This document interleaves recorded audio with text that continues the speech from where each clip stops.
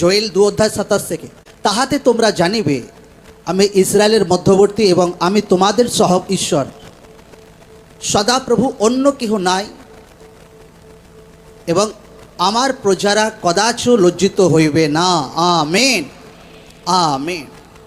ঈশ্বরের বাক্য বলছে, আমি ইসরায়েল লোকদেরকে ঈশ্বর বলছে যে আমি তোমাদের লাইফে এমন কার্য করব, দুনিয়া জানতে পারবে যে আমি জীবিত ঈশ্বর আছি, আর তোমরা কখনো লজ্জিত হবে না। তোমাদের জীবনে এমন কিছু কার্য করব। কি সেই কার্যটা কি ছিল? যে এমন কিছু কার্য যে তোমাদের দ্বারা আমার মহিমা হবে, তোমরা কখনো লজ্জিত হবে না। সেটা হচ্ছে পবিত্র আত্মার ভরপুরি। এখানে লেখা আছে 28 পদে, আর তৎপরে এইরূপ ঘটিবে, আমি মর্ত মাত্রের উপরে আমার আত্মা সেচন করিব, আর তাহাতে তোমাদের পুত্র কন্যাগণ ভাবাড়ি বলিবে, তোমাদের প্রাচীনরা স্বপ্ন দেখিবে, তোমাদের যুবকেরা দর্শন পাইবে, আর তৎকালে আমি দাস দাসের দিগের উপরেও আমার আত্মা সেচন করিব। সকলে বলুক আমেন।